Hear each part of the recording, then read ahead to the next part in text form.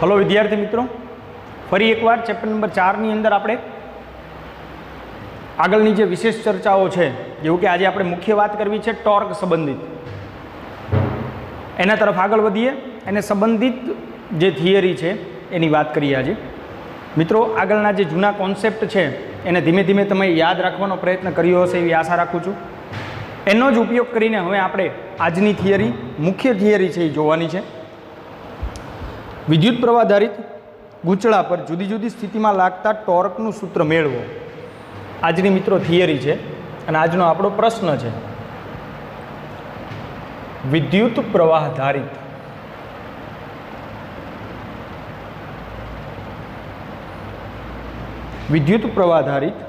ગૂંચળા પર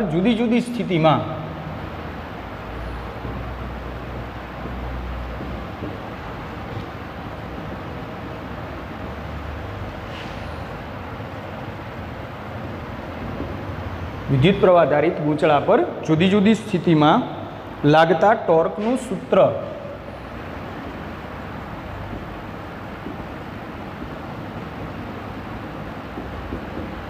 મેળવો.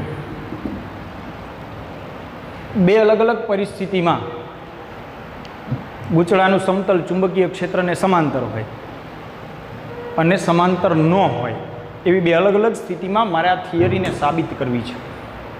પછી એને સંબંધિત કેટલાક મુદ્દાઓ છે એની આપણે ચર્ચા કરશું. એને ડાયપોલ મોમેન્ટમાં રજૂ કરવાની વાત આપેલી છે. એને સમજવા માટે મિત્રો સૌથી પહેલાં આપણે એક સરસ મજાની આકૃતિ લઈશું.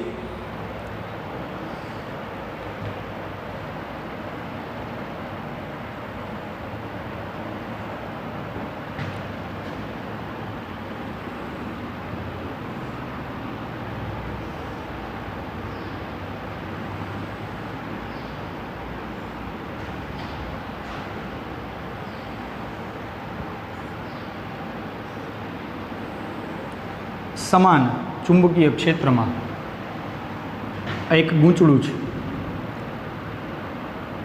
એક્ઝેક્ટ સેન્ટરમાં આપણે એની અક્ષ લઈશું.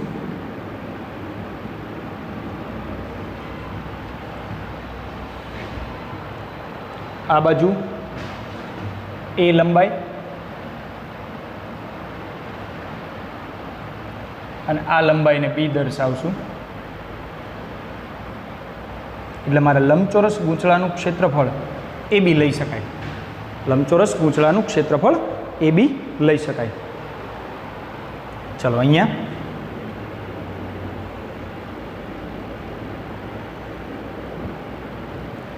આ ગૂંચળા સાથે એને પરિભ્રમણ કરાવવા માટે એની સાથે કાર્બન બ્રશ અને સ્લિપ રિંગ જોડેલી હોય છે.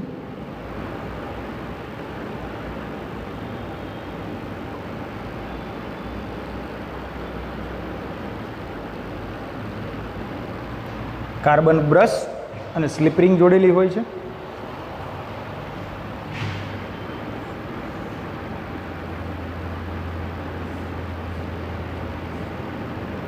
આ બ્રશને બેટરી સાથે જોડેલું હોય છે. અહીંથી સપ્લાય આપવામાં આવે છે ગૂંચળાને પરિભ્રમણ કરાવવા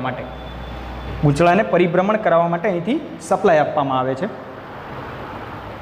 આપણે અહીંયા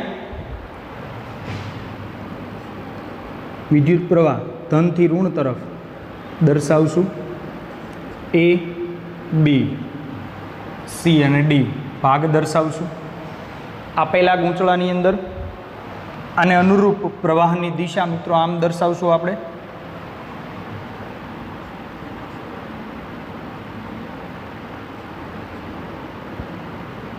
ચુંબકીય ક્ષેત્ર આ તરફનું બી સદિશ અને એને લંબ સમતલમાં અહીંયા મેગ્નેટિક મોમેન્ટ નીચેની તરફ એમ દર્શાવશું. ABCD ભાગ લઈશું. ત્યાં એની ભ્રમણાક્ષ આ છે મિત્રો ગૂંચળાની ભ્રમણાક્ષ.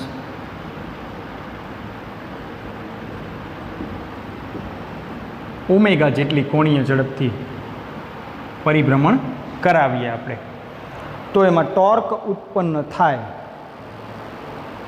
એ ટોર્ક આ દિશાનું છે. તો આ પ્રમાણે હું આકૃતિ લઈ શકું. પહેલાં તો બહુ જ વ્યવસ્થિત રીતે આપણે આકૃતિને દોરવાની છે, સમજવાની છે અને એને અનુરૂપ ઘટકો લેવાનો પ્રયત્ન કરવાનો છે. ધન અને ઋણ છેડાઓ છે. આકૃતિને મિત્રો બરાબર રીતે તમારે વ્યવસ્થિત દોરવાની છે. ચલો, થિયરીને ધીમે ધીમે સમજવાનો પ્રયત્ન કરીએ. બહુ જ વ્યવસ્થિત અને શાંતિથી મિત્રો થિયરીને સમજશો. આકૃતિમાં દર્શાવ્યા મુજબ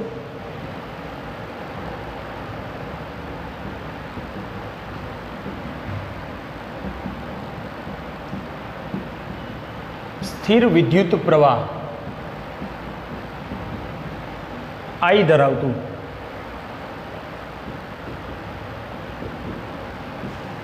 એક લંબચોરસ ગૂંચળાને B જેટલા નિયમિત ચુંબકીય ક્ષેત્રમાં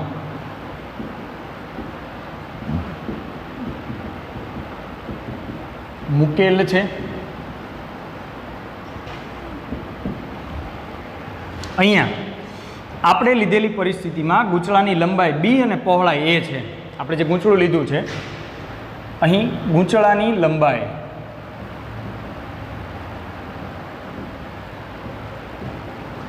B અને પહોળાઈ A છે. મારે મિત્રો ટોર્કની ગણતરી કરવી છે.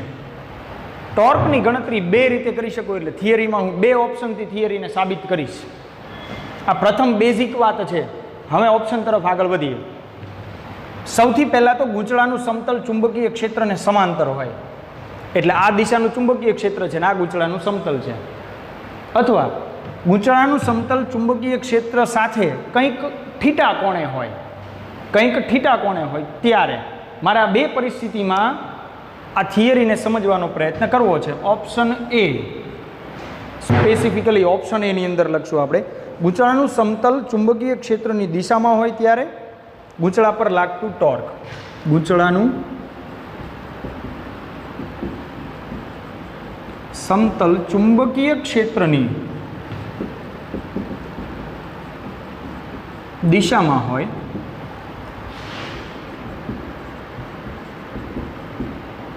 ત્યારે ગૂંચળા પર લાગતું ટોર્ક. આ થિયરીને સમજવાનો પ્રયત્ન કરીએ. ચલો મિત્રો, આ બિંદુથી હું એને સમજું તો એક નાનકડી આકૃતિ લઈશ. આખું માપ A છે તો કેન્દ્રથી A/2 થાય. એટલે કે આ ભાગ છે ગૂંચળાનો, આ કેન્દ્રીય ભાગ છે. આ બાજુ પર ચુંબકીય ક્ષેત્રને કારણે લંબરૂપે બળ લાગે. બંને બાજુ પર ચુંબકીય ક્ષેત્રને કારણે લંબરૂપે બળ લાગશે. એ બળને હું દર્શાવીશ અહીંયા. આ A/2 અને A/2 એટલે કુલ A થશે ચુંબકીય મોમેન્ટને મેં M વડે દર્શાવી છે. ઉલ્લેખમાં લઈએ આપણે એને. આ F1 અને આ F2 સદિશ. આપણે જ્યારે પ્રથમ વાત કરી રહ્યા છીએ જ્યારે ગૂંચળાનું સમતલ ચુંબકીય ક્ષેત્રને લંબ હોય ત્યારે ગૂંચળાની આ બંને બાજુ પર BIL એટલે IL ક્રોસ B જેટલું ચુંબકીય બળ લાગે. IL ક્રોસ B જેટલું ચુંબકીય બળ લાગે. આ બાજુ પર લાગતા બળની દિશા એકચ્યુઅલી અહીંયા જ છે અને મેં દિશાને દર્શાવી છે. આ બળ યુગ્મ રચશે. શું રચશે? આ બળ યુગ્મ રચશે. અહીંયા દેખાય છે તમને F1 સદિશ અને F2 સદિશ. આપણે એ બંનેને અત્યારે ગણતરીમાં લેવાનો પ્રયત્ન કરીએ. બે બાજુઓ હું લઉં, AD અને BC. આ બંને ચુંબકીય ક્ષેત્રની દિશામાં છે. એની ઉપર કોઈ બળ નહીં લાગે. ગૂંચળાની AD અને BC બાજુઓ ચુંબકીય ક્ષેત્રની દિશામાં હોવાથી તેના પર કોઈ બળ લાગતું નથી. પહેલી વાત.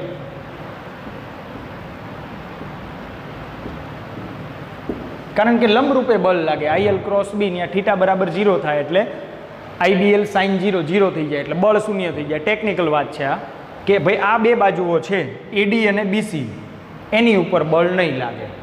તો કઈ બે બાજુ ઉપર લાગશે? AB અને CD, આ બે બાજુઓ ઉપર બળ લાગશે. આ બંને બાજુ ઉપર લાગતા બળની વાત કરીએ તો AB પર F1 જેટલું બળ લાગશે, ગૂંચળાની બાજુ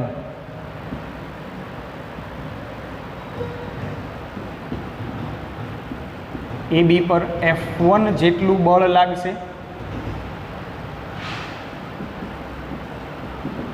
જે ગૂંચળાના સમતલને લંબ હોય અને અંદર તરફની દિશા હોય. IL ક્રોસ B પ્રમાણે જોઈએ તો ગૂંચળાના સમતલને લંબ અંદર તરફ હોય, જે ગૂંચળાના સમતલને લંબ અંદર તરફ હશે.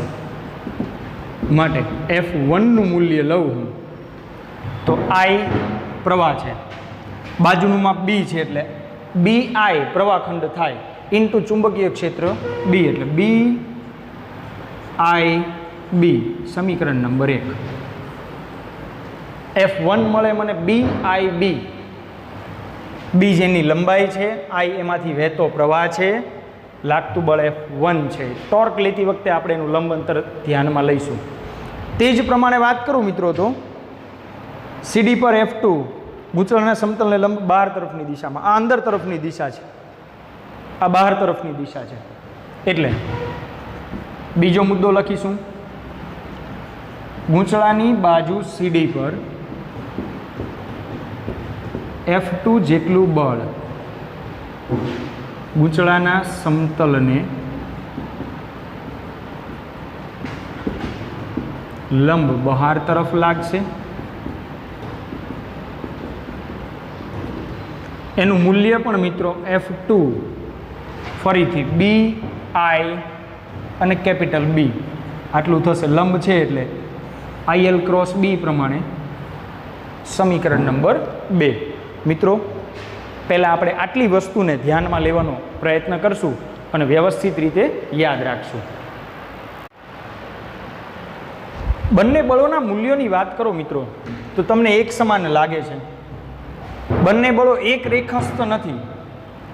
બંને બળો એક રેખસ્થ ન હોવાથી હવે ગૂંચળા ઉપર ટોર્ક લાગશે. આપણે સામાન્ય AD બાજુ પર લાગતા બળોને અહીંયા દર્શાયા છે ગૂંચળા પ્રમાણે. એટલે આગળ વાત કરીએ, થિયરીમાં આગળ વધીએ. થિયરી થોડી લેન્ધી છે મિત્રો, એટલે આકૃતિને અત્યારે એઝ ઇટ ઇઝ રાખું છું, અહીંથી એને કન્ટિન્યુ કરીએ.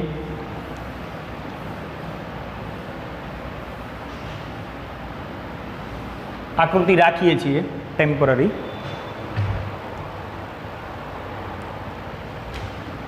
બંને બળો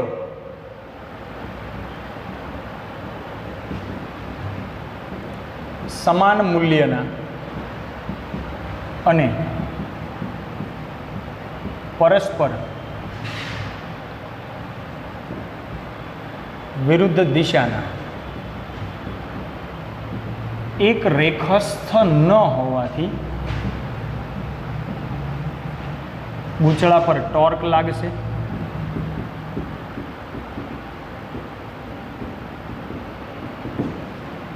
આપણે જે પહેલા ઓપ્શનની અંદર આકૃતિ દર્શાવી છે એ હું અહીંયા AD બાજુને સમજી શકું. અહીંયા મને A અને D પર અનુક્રમે લાગતા વિરુદ્ધ દિશાના બળોની વાત હું અહીંયા દર્શાવી શકું. AD બાજુના છેડા તરફ દેખાતું દ્રશ્ય આપણે આકૃતિમાં એને અનુરૂપ અત્યારે ટોર્કને સમજવાનો પ્રયત્ન કરીએ મિત્રો.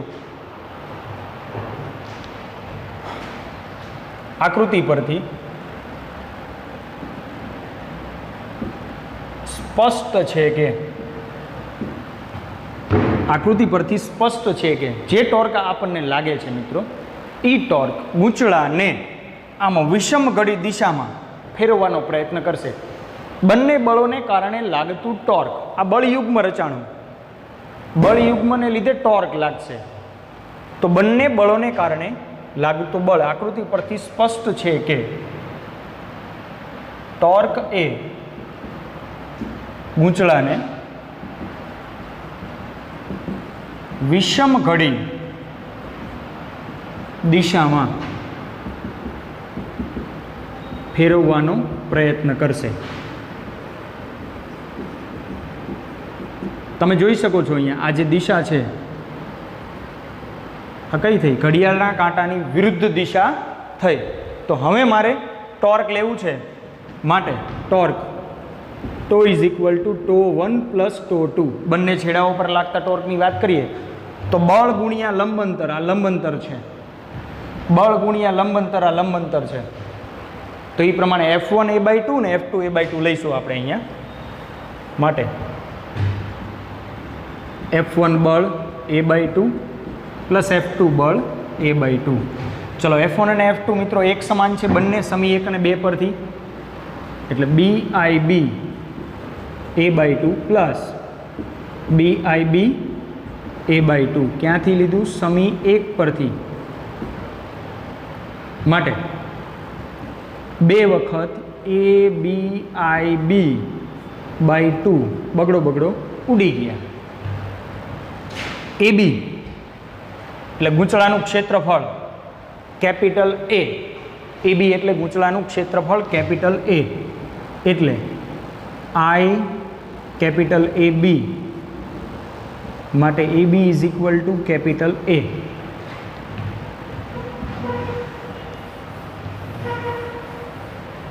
આમ મને ટોર્ક મળશે મિત્રો અહીંયા. માટે tau is equal to IAB, tau is equal to IAB. આટલું ટોર્ક મને પ્રથમ કિસ્સામાં મળશે. આ થઈ ગયું ટોર્કનું સૂત્ર. પ્રથમ કિસ્સો હતો ગૂંચળાનું સમતલ ચુંબકીય ક્ષેત્રને સમાંતર રહે, ગૂંચળાનું સમતલ ચુંબકીય ક્ષેત્રને સમાંતર રહે એવા કિસ્સાની અંદર મિત્રો આપણે અત્યારે ટોર્ક જોયું. એ ટોર્કનું સૂત્ર IAB જેટલું મળશે. આ છે પહેલી રજૂઆત. હજી માત્ર એક ઓપ્શન માટે આપણે ગણતરી કરી છે. ઓપ્શન બી માટે ગૂંચળાનું સમતલ ચુંબકીય ક્ષેત્રની દિશામાં ન હોય ત્યારે લાગતા ટોર્કની મારે વાત કરવી છે. હવે ઓપ્શન બી, ગૂંચળાનું સમતલ ચુંબકીય ક્ષેત્રની દિશામાં ન હોય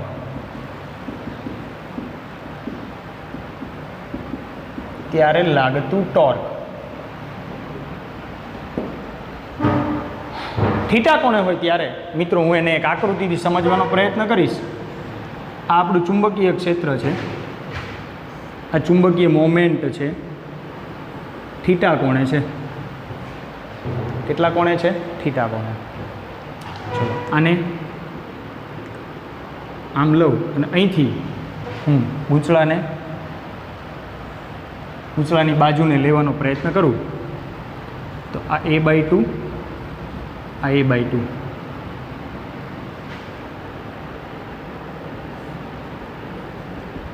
F1 સદિશ અને F2 સદિશ આ પ્રમાણે મળે મને. તો થીટા કોણે હોય તો એના બે ઘટકો લઈ શકું, એનો કોસ ઘટક અને એનો સાઇન ઘટક. તો એને અનુરૂપ મને અહીંયા મિત્રો સાઇન ઘટક a/2 સાઇન થીટા મળે. અહીંયા ને અહીંયા વિરુદ્ધ દિશામાંના ઘટકો મને a/2 સાઇન થીટા મળશે. અનુક્રમે a/2 સાઇન થીટા ઘટકો મળશે. ચલો એને હવે આગળ સમજવાનો પ્રયત્ન કરીએ. આપેલી પરિસ્થિતિ પ્રમાણે લંબ ઘટક મારે લેવાનો છે, એટલે હવે મારે આકૃતિનું કામ નથી. અત્યારે મેં થીટા કોણે આને રાખી દીધું, દર્શાવી દીધું છે ઓલરેડી. ગૂંચળાને કયા કોણે લીધું છે આપણે? થીટા કોણે. હવે આને કાઢી નાખું છું. એટલે આપણે ઓપ્શન બીને વ્યવસ્થિત અહીંયા જસ્ટિફાય કરવાનો પ્રયત્ન કરીએ. ચલો ત્યાંથી હવે થિયરીને આપણે કન્ટિન્યુ કરશું.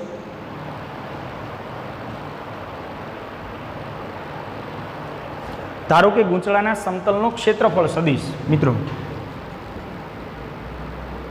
આકૃતિમાં દર્શાવ્યા અનુસાર ધારો કે ગૂંચળાના સમતલનો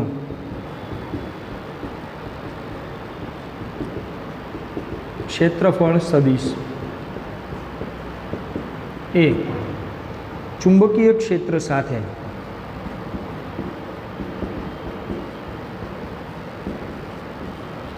થીટા કોણે છે. ચુંબકીય ક્ષેત્ર સાથે થીટા કોણે આપણે એને લીધું છે. આ સમયે બીસી અને એડી, હવે મારે પરિસ્થિતિ બદલાઈ ગઈ છે મિત્રો. થીટા કોણે મેં લઈ લીધું છે એટલે એ જ ગૂંચળું થીટા કોણે પરિભ્રમણમાં આવી ગયું છે એટલે બીસી અને એડી બાજુ ઉપર લાગતા બળો પરસ્પર વિરુદ્ધ દિશાના હશે. આ વિરુદ્ધ દિશાના બળો એક રેખસ્થ હોવાથી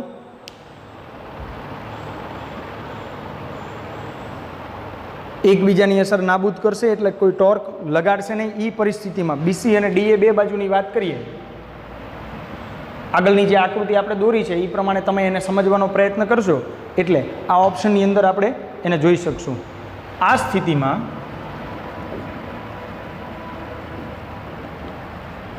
બીસી અને ડીએ એ બી, પછી બીસી અહીંયા આવે ને ડીએ અહીંયા આવે નીચે, ઉપર નીચેની બાજુઓ હવે થીટા કોણે થઈ ગઈ છે, ગૂંચળું થીટા કોણે થઈ ગઈ છે એટલે બીસી અને ડીએ બાજુઓ પર લાગતા બળો સમાન મૂલ્યના પરસ્પર વિરુદ્ધ દિશાના અને એક રેખસ્થ હોવાથી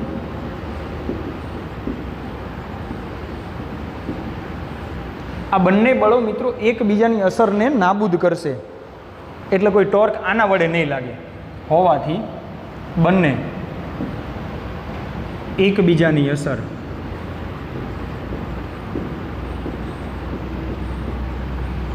નાબૂદ કરશે, તેથી ટોર્ક લાગશે નહીં.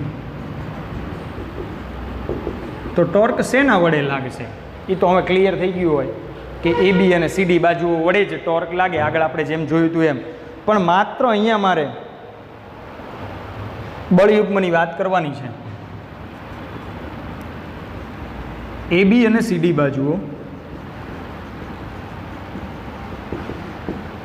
પર લાગતા બળો પરસ્પર વિરુદ્ધ દિશાના, આગળની જેમ જ થિયરી રજૂઆત થોડી સરખી છે, અને એક રેખસ્થ ન હોવાથી બળયુગ્મ રચે છે. તેથી ગૂંચળા પર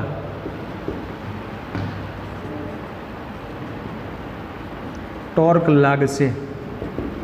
આ torque tau is equal to tau 1 plus tau 2 પ્રમાણે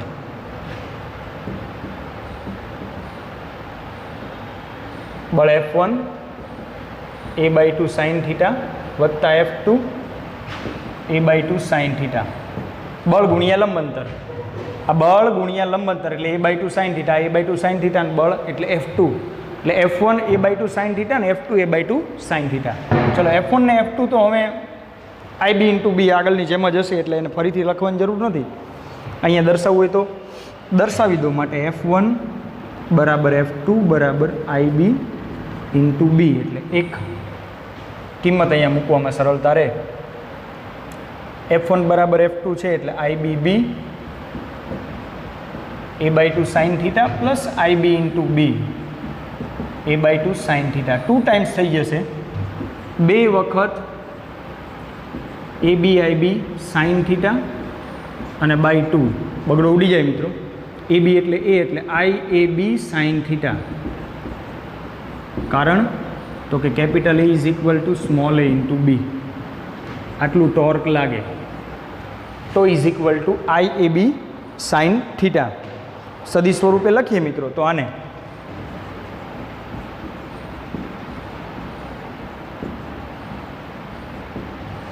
ટો સદીશ બરાબર આઈ એ સદીશ ક્રોસ બી સદીશ થાય. આ છે ટોર્ક. અહીંયા આપણી બેઝિક થિયરી પૂરી થાય. મૂલ્ય થશે આઈ એ બી, ઓપ્શન એ પ્રમાણે. થીટા કોણે હોય તો લંબ હતું એટલે આઈ એ બી થયું, એ તો તમે સમજી શકો. અહીંયા બે લંબ હોય, થીટા બરાબર 90 થાય, સાઈન 90 એટલે 1, તો આઈ એ બી થઈ જાય. બાકીના બધા જ સામાન્ય કિસ્સાની અંદર તમારે ટોર્ક આઈ એ ક્રોસ બી લેવાનું છે. એક મોટી થિયરી છે, 2 કટકામાં એને સમજવાનો પ્રયત્ન કરવાનો છે અને બહુ જ વ્યવસ્થિત અને વિશેષ વિદ્યાર્થી મિત્રો તમારે એને જોઈને લખવાની છે. આખો ઓપ્શન બી બોર્ડ પર દેખાય છે. એક વખત વ્યવસ્થિત રીતે ઓપ્શન બીને લખીને સમજીને તમારે યાદ રાખવાનો છે. આ જ સૂત્રને મિત્રો આપણે ચુંબકીય મોમેન્ટના પદમાં દર્શાવવાનો પ્રયત્ન કરીએ. અહીંયા આઈએ મળે છે શું એની વાત કરીએ. આ જ સૂત્રને થોડા એક્સટેન્શન તરફ આગળ વધીએ. આઈને ગૂંચળાની ચુંબકીય મોમેન્ટ કહેવાય મિત્રો. અહીંયા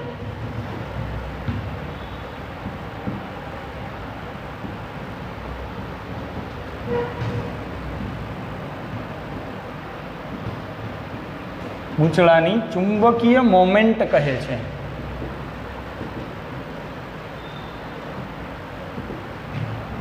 માટે એમ સદિશ equal to I A,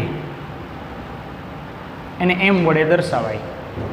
M is equal to I એ. માટે ટોર્કને હું ચુંબકીય મોમેન્ટના પદમાં દર્શાવું તો ટોર્ક ટો સદિશ ઇઝ ઇક્વલ ટુ એમ સદિશ ક્રોસ બી સદિશ થાય, અથવા તો એમ બી સાઇન થીટા થાય મિત્રો. Tau is equal to m B sine theta. આ એક સૂત્ર પણ તમારે ધ્યાનમાં રાખવાનું છે. આઈ અને એના ગુણાકારને ચુંબકીય મોમેન્ટ કહેવાય. જેવી રીતે ડાયપોલ મોમેન્ટ પી હતું 2a ઇન્ટુ ક્યુ, એવી રીતે ચુંબકીય મોમેન્ટ એમ છે આઈ ઇન્ટુ એ. ચુંબકીય મોમેન્ટ છે આઈ ઇન્ટુ એ. ચુંબકીય મોમેન્ટ એમ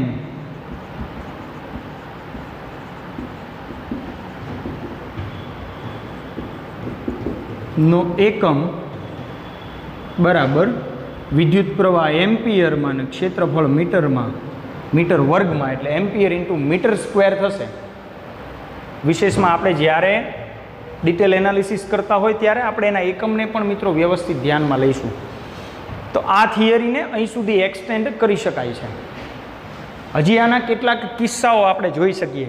એટલે આજના આપણા વિડીયો સેક્શનની અંદર આપણો મુખ્ય ભાગ આ થિયરી છે. તો અહીં સુધી tau is equal to I A cross B અથવા એમ ક્રોસ બી, અથવા તો હું ટોને એમ બી સાઇન થીટા કહી શકું.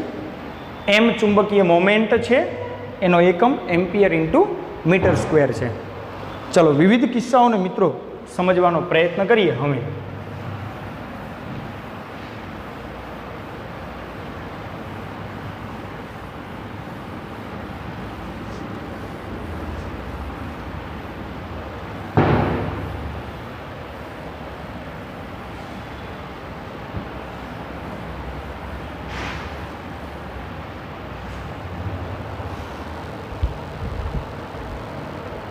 વિવિધ કિસ્સાઓ, ટોર્ક સંબંધિત વાત કરતા હોય ત્યારે મારે વાત કરવી છે.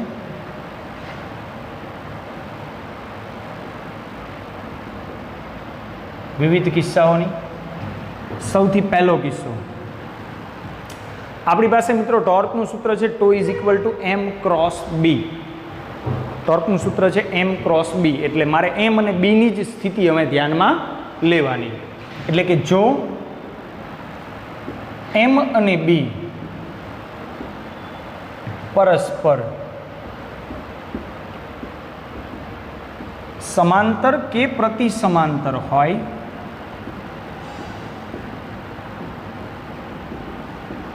તો થીટા બરાબર 0 અંશ અથવા 180 અંશ થાય. આ કિસ્સામાં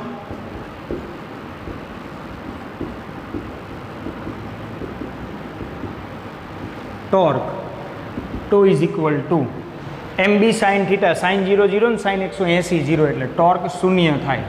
ટોર્કનો એકમ તમે જાણો છો મિત્રો, ન્યૂટન ઇન્ટુ મીટર. કારણ દર્શાવો સાઇન 0 અથવા સાઇન 180 બે 0 થાય. આ છે મારો પહેલો કિસ્સો. આ છે પહેલો કિસ્સો કે જો એમ અને બી પરસ્પર સમાંતર કે પ્રતિ સમાંતર હોય મિત્રો, એમ અને બી પરસ્પર સમાંતર કે પ્રતિ સમાંતર હોય એવા કિસ્સાની અંદર મને ટોર્ક શૂન્ય મળે. બીજી વાત કરીએ, જ્યારે એમ અને બી સમાંતર હોય ત્યારે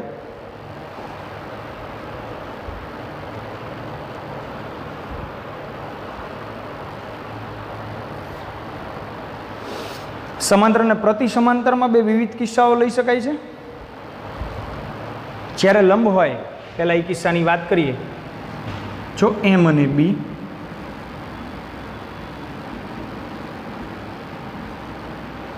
મિત્રો આપણે બે વિશેષ સંતુલનની ચર્ચા અત્યારે કરવી છે. જો એમ અને બી આ બેના અર્થઘટનમાં જઈએ, સમાંતર અને પ્રતિ સમાંતરના, જો એમ અને બી પરસ્પર સમાંતર હોય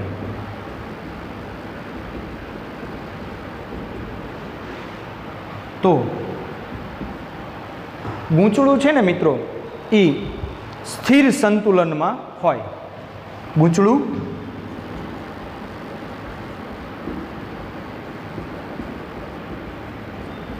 સ્થિર સંતુલનમાં હોય એટલે કે જો થોડું ઘણું પણ ટોર્ક ઉત્પન્ન થવાનો પ્રયત્ન કરતું હોય ને તો એ પાછું મૂળ સ્થિતિમાં પાછું લાવી દે, એટલે ગૂંચળું તમને સ્થિર જ લાગે. એટલે આપણે પરિણામી ટોર્ક શૂન્ય છે એવું એ કિસ્સામાં સમજી શકીએ. ગૂંચળું સંતુલનમાં હોય એટલે સ્થિર સંતુલન લઈ શકે. ગૂંચળું થોડું પણ ભ્રમણ ટોર્ક ઉત્પન્ન કરે જે તેને મૂળ સ્થિતિમાં લાવી દે. આમાં જ તે ગૂંચળું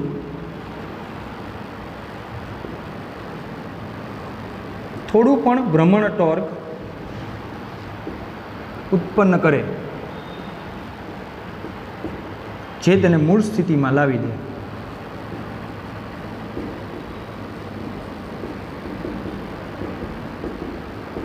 એટલે આ કિસ્સો છે ને એ સ્થિર સંતુલનનો થયો. ક્યારે? થીટા બરાબર 0 હોય ને ત્યારે. થીટા બરાબર 0 હોય ત્યારે સ્થિર સંતુલન. થીટા બરાબર 180 હોય પ્રતિ સમાંતર ત્યારે મિત્રો અસ્થિર સંતુલન હોય. મારે લખવું છે ત્રીજા મુદ્દામાં. જો એમ અને બી પરસ્પર પ્રતિ સમાંતર હોય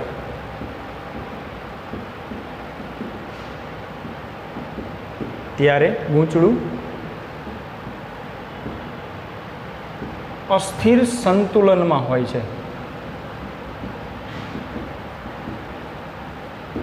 સમાંતર કે પ્રતિ સમાંતર બંને કિસ્સામાં ગૂંચળું સંતુલનમાં હોય છે, પણ એક એવો કિસ્સો છે જેમાં સ્થિર સંતુલન છે. ભાઈ થોડું ઘણું ટોર્ક ઉત્પન્ન થતું હોય તો ગૂંચળું પોતે એનો વિરોધ કરીને મૂળ સ્થિતિમાં પાછું આવી જાય. જ્યારે આપણે અસ્થિર સંતુલનની વાત કરતા હોય ત્યારે ભ્રમણ ટોર્ક ઉત્પન્ન કરે ને ભ્રમણનું મૂલ્ય વધે તેમ ટોર્ક વધતું જાય.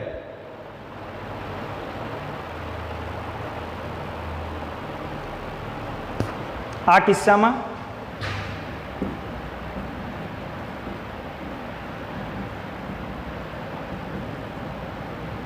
કોઈ પણ ભ્રમણ ટોર્ક ઉત્પન્ન કરે, અસ્થિર છે એટલે થોડું વર્તુળાકાર ફરવાનો પ્રયત્ન કરે એટલે ભ્રમણ ટોર્ક ઉત્પન્ન કરે અને ભ્રમણનું મૂલ્ય વધે એમ ટોર્ક વધે.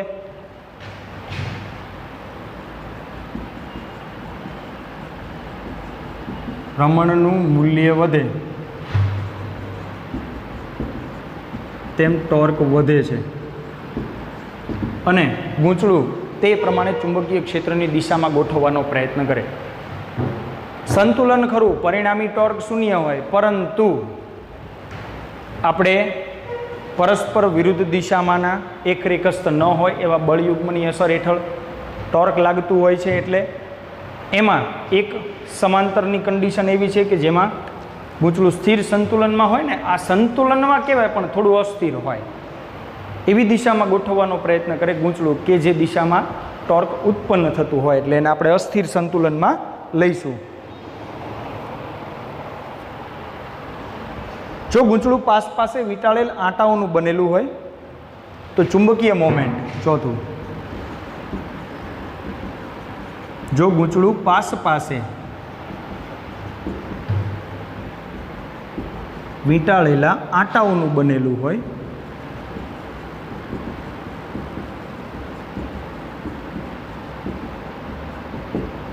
તો ચુંબકીય મોમેન્ટ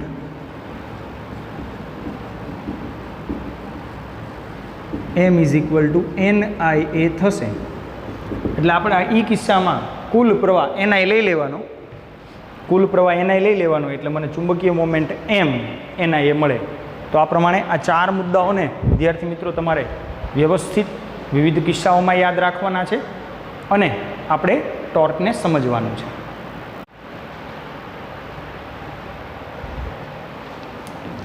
એક નાનકડી થિયરી લઈને મિત્રો આજનો આપણો સેક્શન પૂર્ણ કરશું. આગળ વધીએ.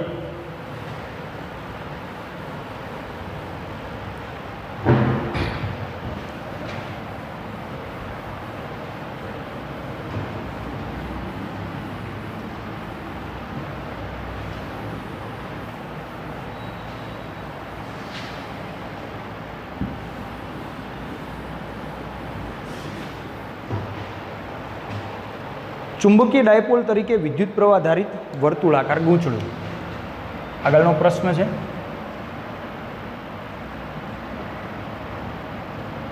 ચુંબકીય ડાયપોલ તરીકે વિદ્યુત પ્રવાહ આધારિત વર્તુળાકાર ગૂંચળું.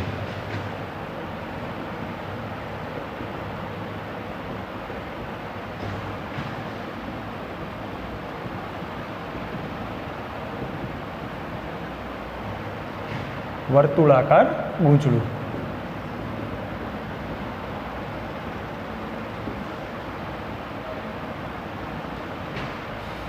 આના માટે આપણે તેની અક્ષ પર અને તેની વિષુવરેખા પર મારે સૂત્રોને મેળવવા છે મિત્રો. હું સરખામણીના સ્વરૂપમાં એને દર્શાવવાનો પ્રયત્ન કરીશ.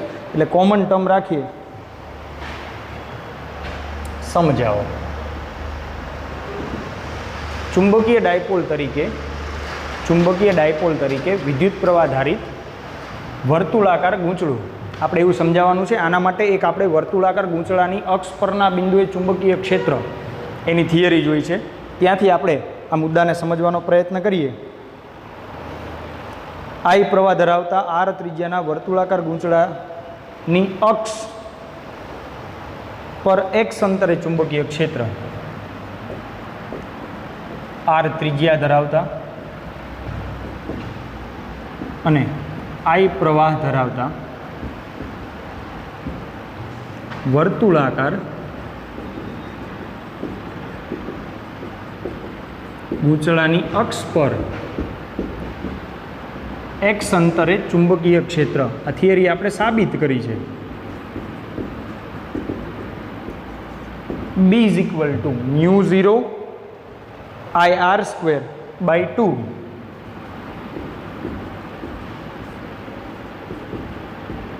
R² + x² ની 3/2. ચલો, આ એક સૂત્ર મને ખબર છે. આ સૂત્રનો ઉપયોગ કરીને હું આને ચુંબકીય મોમેન્ટના પદમાં ફેરવીશ. ગૂંચળાને મારે ચુંબકીય મોમેન્ટના પદમાં ફેરવવું છે આ સૂત્રને. તો એક કન્ડિશન લઈશું. જો આપણે ગૂંચળાના કેન્દ્રથી x અંતર લીધેલું છે, એ x એની ત્રિજ્યા કરતાં ઘણું મોટું હોય,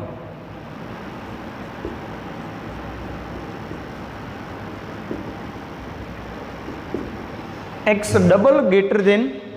R હોય તો x² ની સાપેક્ષે R² ને અવગણતા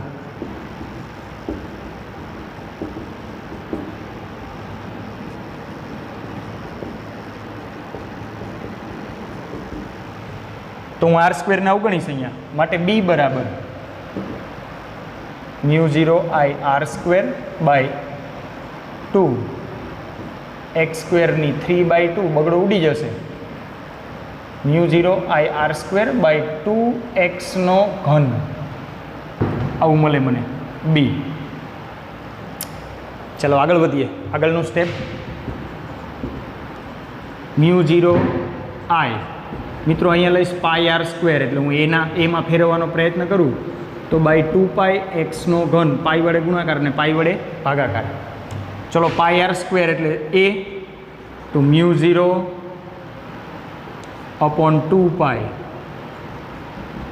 आई ए बाय एक्सનો ઘન आई इंटू ए ने चुंबकीय मोमेंट कहीश એટલે μ0 अपॉन 2 पाई एम छेदમાં एक्सનો ઘન कारण दर्शाओ एम इज इक्वल टू आई ए हजी अचळांकना स्वरूपમાં ફેરવું અને સદિશ સ્વરૂપે લખવું બે ભેગું તો 2m સદિશ બાય एक्सનો ઘન બી સદિશ બરાબર આ ક્યાં મળ્યું अक्ष पर चुंबकीय क्षेत्र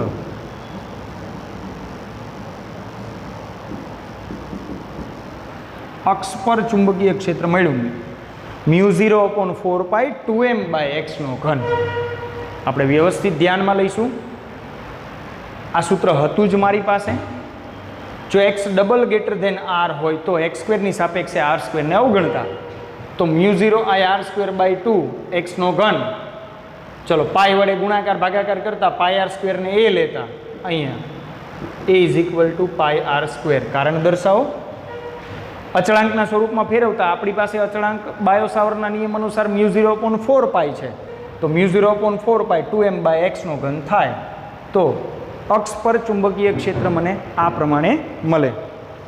જો વિદ્યુત ડાયપોલની અક્ષ પર આપણે વાત કરીએ તો આની સરખામણી લખું માટે વિદ્યુત ડાયપોલની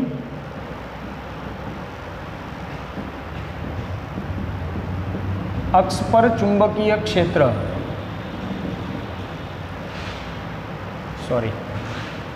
विद्युत क्षेत्र ई सदिश बराबर 1/4 pi epsilon 0 2p by r નો ઘન આવું મળે છે. 1/4 પાઈ એપ્સિલોન 0 એટલે અચળાંક k છે k ઇન્ટુ 2p સદિશ બાય r નો ઘન. તો આ પ્રમાણે બે સૂત્રની મિત્રો તમે સરખામણી કરો બે સૂત્રની તમે સરખામણી કરો તો અહીંયા μ0 upon 4 પાઈ અચળાંક મળે છે અને અહીંયા k અચળાંક છે એ તો વાસ્તવિકતા છે k ની સાથે સામ્યતા ધરાવે છે μ0 upon 4 પાઈ. p વિદ્યુત ડાયપોલ મોમેન્ટ છે જ્યારે m ચુંબકીય મોમેન્ટ છે x અંતર છે અને r એ અંતર છે એટલે 2kp બાય r નો ઘન તો એ પ્રમાણે μ0 upon 4 by 2m by x નો ઘન થાય. આના માટે આપણે વિષુવરેખા માટે થિયરી સાબિત કરી હતી એને આપણે લખીએ વિદ્યુત ડાયપોલની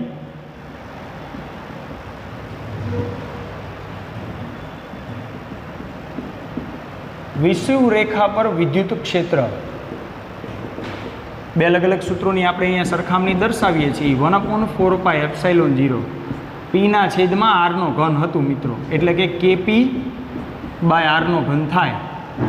તો તે જ પ્રમાણે આ જ સૂત્રનો ઉપયોગ કરીને મારે એને ચુંબકીય શાસ્ત્ર માટે મિત્રો લખવું હોય તો ચુંબકીય ડાયપોલની વિષુવરેખા પર ચુંબકીય ક્ષેત્ર વિદ્યુતની જગ્યાએ ચુંબકીય ડાયપોલની